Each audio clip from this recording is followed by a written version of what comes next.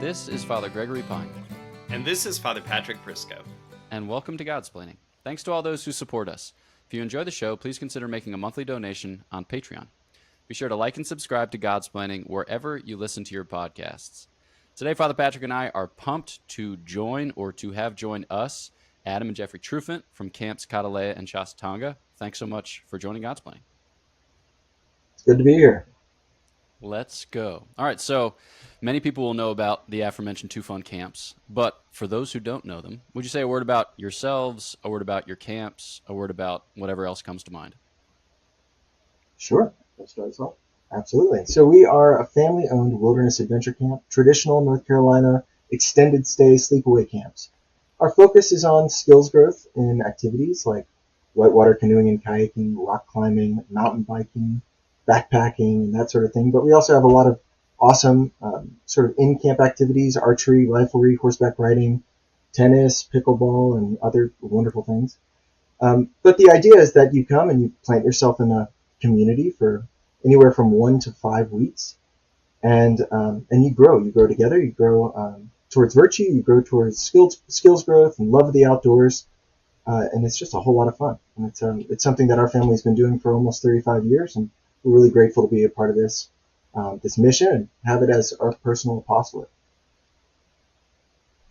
I think the only thing I would add is our parents purchased the summer camps Kahdalea and Chostatonga. So Kahdalea is a girls' camp. Chostatonga is for boys. They purchased them in 1990. That was their first summer here. And then we took over from our parents 2 summers ago with the operations, but they're still around and going strong and help us out so much. And both of us, once we finished college, we had worked at camp through our time there, and then we sort of went off and did our own thing for a few years, got to adventure, doing some international travel and guiding trips internationally, doing some youth ministry on Adam's side, and eventually both of us found our way here, found our way back, just because of the richness of the community. It really, really pulled us back in. So I have a flippant question, and then I'm going to send it over to Father Patrick. Are you worried that the pickleballers are going to drive out the canoers, the kayakers, the climbers? This is a risk. We're aware of this. We have to confiscate the paddles in between periods. They get dangerous. I'm so upset right now because I was going to make a pickleball comment too. Adam's really stoked on the pickleball. I wanted to say I think it's great that you're raising all these kids to be boomers when they grow up. How else will they learn to be 80 unless we teach them now? Oh, yeah.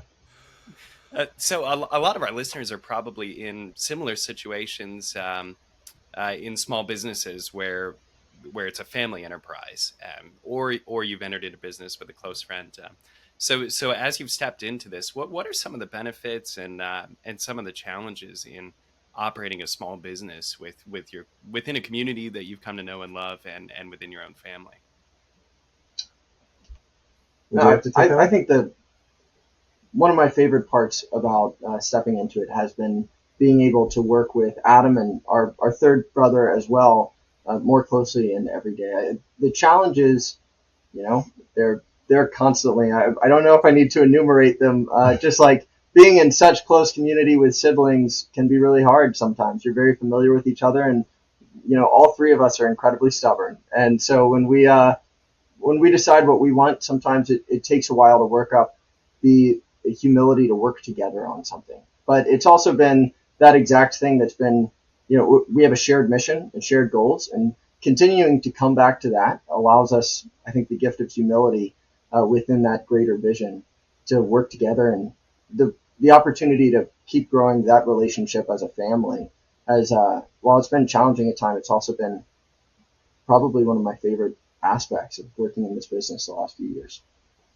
Yeah, I think you better say something nice. A personal reflection. That was great, Jeffrey. Well said. A personal reflection. I think John of the Cross has something, a quote where he's speaking to novices in his community, and he says something along the lines of, "This is going to hurt. You're going to live in close quarters, and the rough will be chiseled from your soul. And if you have some other view of religious life, then you should probably not be a part of this call. You have to discern that this is a call And family is, you don't discern it like religious, like it's a part of your story. But I've thought about that often, because we're different people with different visions. But moving forward, and it took us a long time to discern how to proceed as a family, because we're 3 of 7 children. And so it was a prayerful process as a family. But I think often of that John of the Cross quote, like, hey, if this is our call, then there's grace for it, but that doesn't mean it's going to be easy. And this is what love looks like when you're yoked together towards a common end. But I, with Jeffrey, would say that that's one of the things that's the most satisfying about working here. Probably a lot like religious life. Yes, exactly. He moves on to a new topic. No, just kidding. So you have a rare, I suppose, gift, or you have a rare grace even in your life, in that you work together on a common project, which is very beautiful. I don't know that everyone has that experience in their work. Like, I don't know that most accountants would say, yes, the sweet, sweet beauty of QuickBooks, or that lawyers would say, ah, yes, the sweet, sweet beauty of litigation. But you guys get to partake richly of the sweet, sweet beauty of the Blue Ridge, and like the region in which you live, which is historic and just wonderful beyond compare. So, what role does beauty play in your apostolate and in your relationships? Okay. What role does beauty play in our apostolate and in our relationships?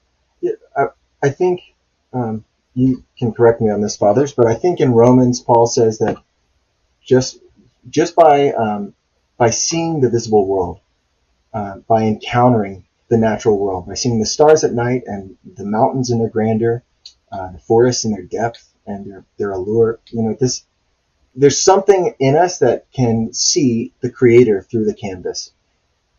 So for me, this is a huge gift, not just to constantly refocus on the canvas itself and try to learn what I can about God's heart through His creation, but trying to lead others to that too. I think my father told me one time that so long as you can discern beauty, then you're going to be okay. And I was going through a tough time in my life, but I thought that was a really profound statement. So long as you can see beauty and appreciate it, then things are clicking in your heart. They're moving in the right direction. And camp is it's sort of a detox for a lot of our kids who come for weeks at a time. It's a bit of a detox for even us, the staff. We're all immersed in a world of cell phones and instant satisfaction and what from one avenue or another.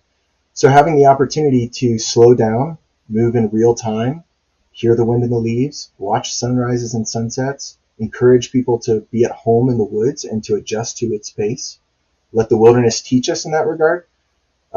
It's all beautiful, and it does have a sense of a power of conversion. If not immediately to knowing God better, at least to a space of peace in the heart where we can hear His call. So beauty is a huge part of that. And so much of the work, I take great solace in, we have a lot of programs, there's a lot of pressure to execute them well, but so much of what happens at camp is just immersion in natural beauty. And I think that makes people grateful for life, grateful for their relationships. And it's a real privilege to be able to work outside and invite others to love it as much as we do. So yeah, we have 5 core values, and the 5th one is encounter faith. And there's like little subtenants under each one, and the first one under encounter faith is cultivate wonder, grow gratitude. And I think when we were putting those together, the thought there was like people are in all sorts of different spaces on their faith journey when they come to camp.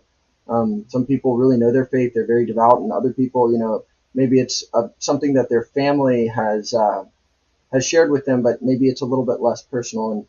And one of the benefits of beauty that I think we embrace or work to is just that wonder aspect, allowing the wonder to do the work. Once people see things that are just jaw-dropping and beautiful, it's hard not to feel some humility and some gratitude for that. And that can start an entire relationship with something greater than yourself, with God.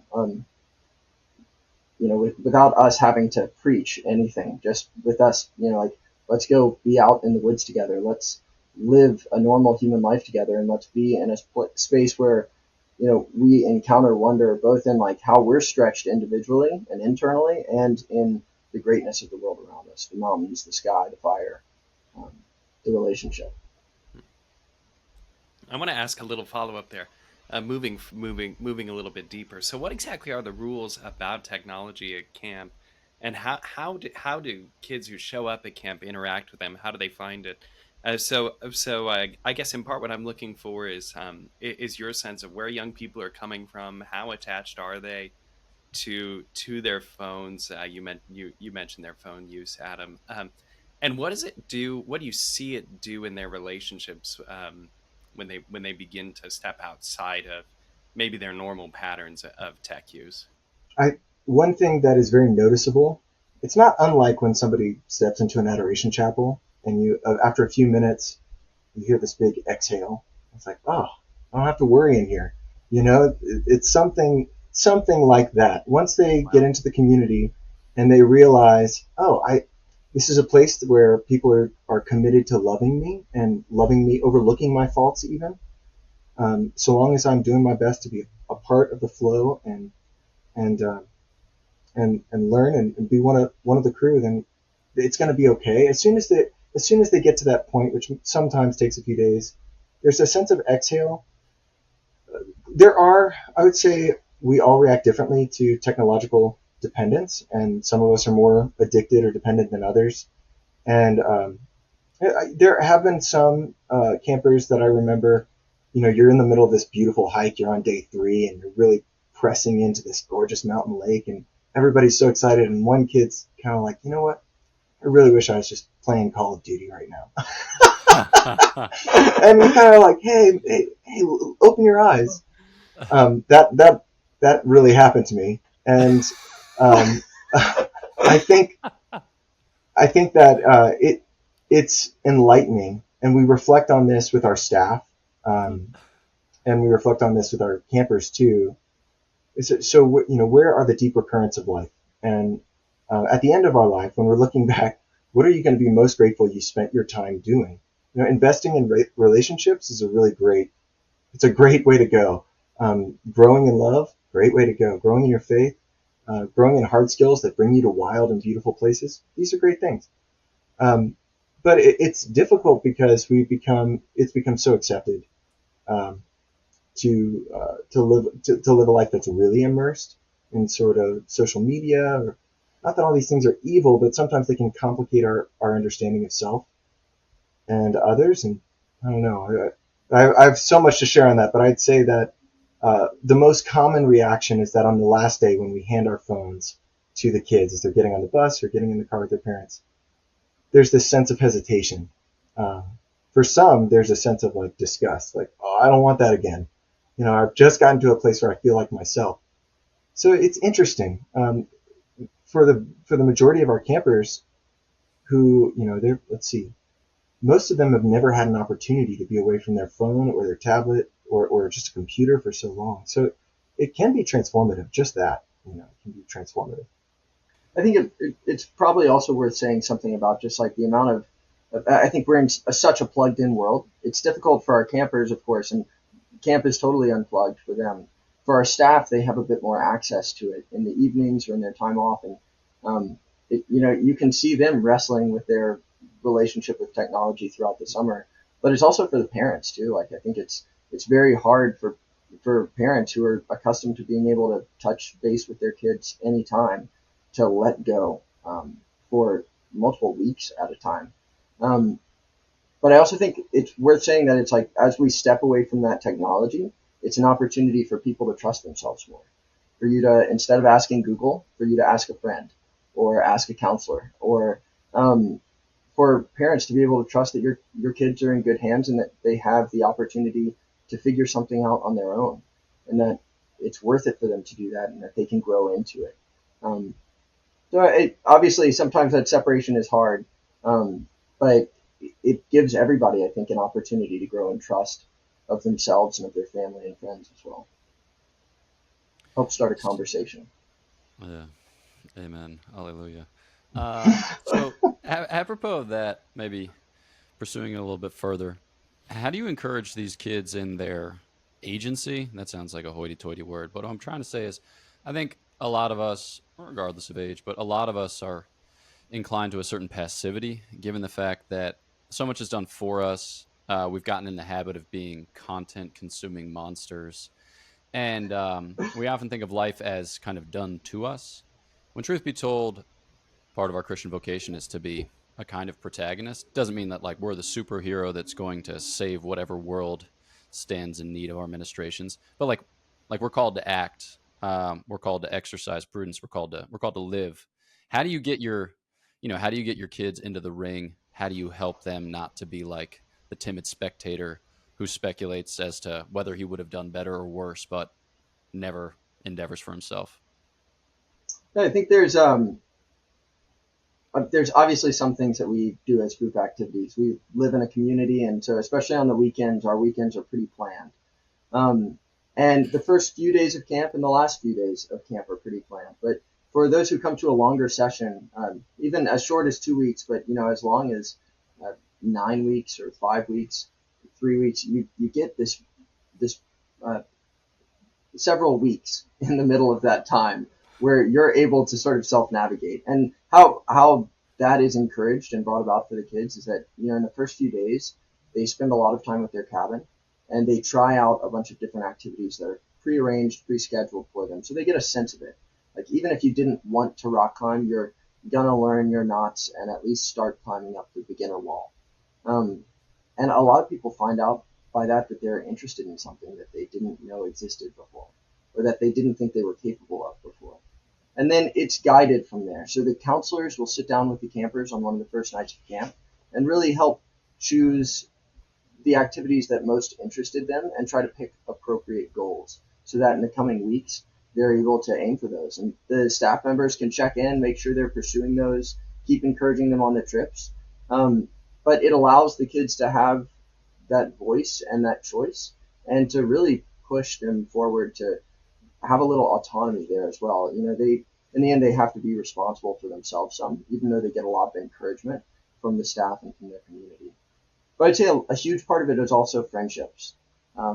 Folks who come in and they're very hesitant, a lot of that hesitancy fades away when you're with a group of guys or girls that want to engage in these things as well.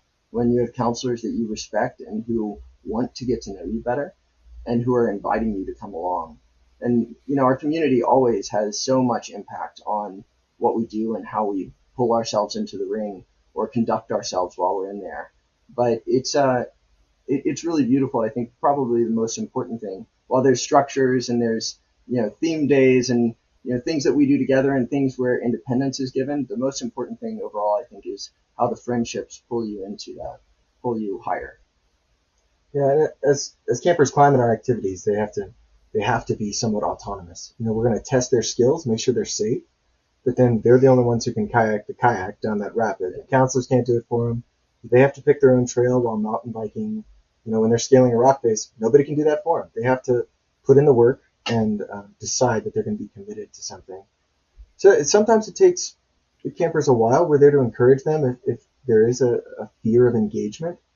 But frequently, I would say probably the most common feedback we get from our parents is that our campers are more independent when they get home. They're more community oriented and they're more independent. And so that's something that I think is a fruit of the fact that every day they have to choose what they're going to do. So yeah, that is very valuable, since so many of our schools today and sports, I would say for your average middle school or high school kid, everything's planned out down to the minute, and they sign up, but then they're told what to do. And so we try to create a different environment, and people fall in love with that, with the ability to choose their own path. And I think that's one of the reasons our staff keep coming back, is because they've gained a lot from the experience. I certainly have when I've been with you guys. I developed a new sense of agency, nearly knocking myself off, jumping off a rock face into a pool at the bottom of a waterfall. Father Gregory thought that I was going to be a total goner there. But I did. we I made certainly it. did. Yeah, I believe Oh, you nailed it. your prayer right was, "Please, Lord, let Patrick live." That's great. but I think one of the things that I've certainly experienced when we've had our Godsplaining men's wilderness retreats at camp, and experienced at other camps in my own life, is a particular kind of friendship that forms at camp. So Jeffrey, I was really glad when you brought up friendship, because it seems that there's something about being at camp that allows a different kind of relationship to form. So I wondered if the two of you would comment on that, about what it is about camp that allows friendships to form, and whether or not you see them endure after those weeks that kids spend with you, and just what that looks like compared to other places or times in life. I went to a wedding recently, and it was our program directors. The program director at the girls' camp and the program director at the guys' camp actually got married, and that was awesome. But while I was there, I was pretty jaw dropped. Our program director at the boys' camp, Dom, he started in camp after COVID, so his first year was 2021, and he's a cool guy. He's got great friends from college, from high school, and I was looking at the lineup of his groommen, and he had, I think, 10 of them. I think 9 of the 10 of them were camp guys. Um, and, some of those there was overlap, like someone he knew prior had already come, but probably like at least 6 or so he met in 2021. And I thought, especially in my own wedding, I got married 2 years ago, and in my own wedding, I experienced the same thing. I was looking down, and I was like, wow, I went to school for 10 months a year for a couple decades, but so many of the guys who are here next to me on the altar were folks I went to camp with for 3 weeks a year when I was in high school. And I think that I just mentioned that as like kind of a testimony, I think, to exactly what you bring up. And to me, it seems like a huge core part of it, is that we're in a world where all of us are craving authenticity. It's really easy for us to curate an image of who we are online, or in our interactions with other people that are brief, and at the end of the day, we go home. While you're at camp, you're living with everybody.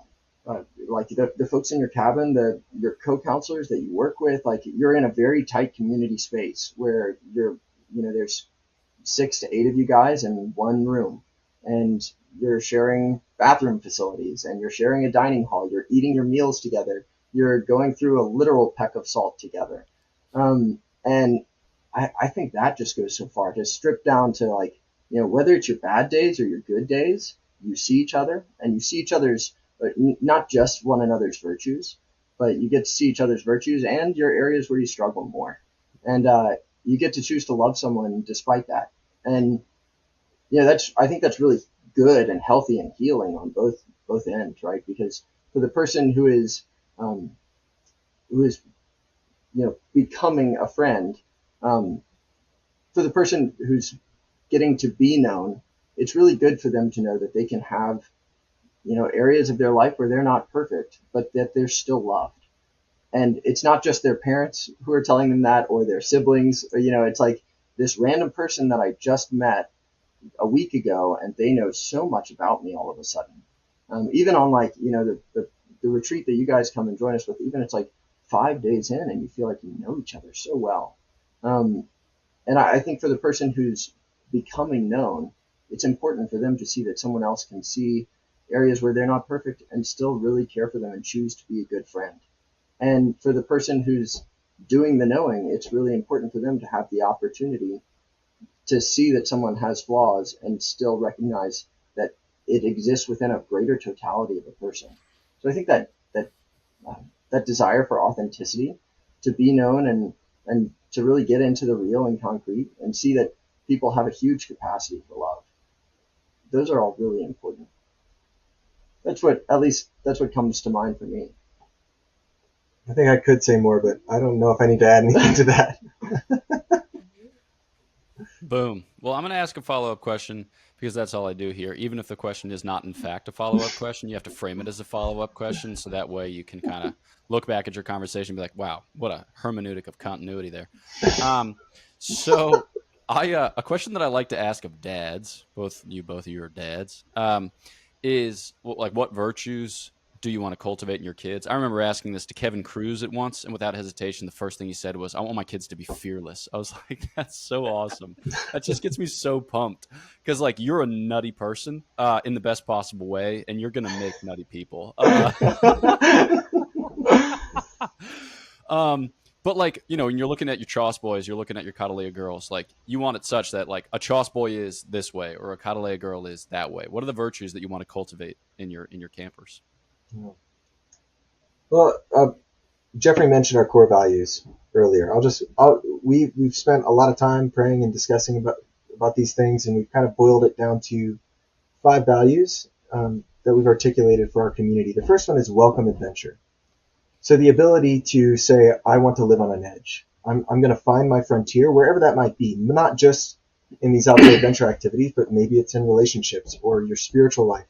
I'm going to be someone who drives towards the edge of my ability and asks the Lord for grace to show me the next step. So welcoming adventure, having a spirit of adventure, seeing life as an invitation to adventure in God's story, in His providence, that's a fundamental optimism that I think is present at camp. And we say our motto is have fun. So welcoming adventure, it's always lighthearted. There's a sense here that, what do we have to lose? Let's try. Let's see what happens. Let's take action. So that's the first core value. The second one is be the one. And this is taken from a quote from Mother Teresa where she said, do not wait for leaders. You be the one. Do it alone, person to person. In the sense that service is a part of a Christian community. So fill the need, look around, make yourself as useful as possible to your neighbor and treat them as more important than yourself. So that's our second core value. Third is we are a family. Jeffrey and I are literally family, but we encourage everybody in the camp community to treat each other like you are my brother, you are my sister, and I will look out for you and I will help you. And this is helpful because we have 7-year-olds up to 17-year-olds. So there's quite a spread of need that's created in a camp environment. The next core value is choose the hard right. And this comes from our camp prayer where there's a line, Lord, help me to choose the hard right above the easy wrong. So having integrity, being honest with yourself and others, and being able to speak the truth in love, forgiving. This is sort of subtenants, I would say. And finally, like Jeffrey said, our fifth core value is encounter faith. So this is what a Choss man looks like. This is sort of the charism of our community, which is sort of a bit of human formation with spiritual formation mixed in there. Helping people stand comfortably on their own 2 feet. A huge part of this is just being honest with yourself about your weaknesses. And like Jeffrey said, allowing others to see our imperfections and love us through those.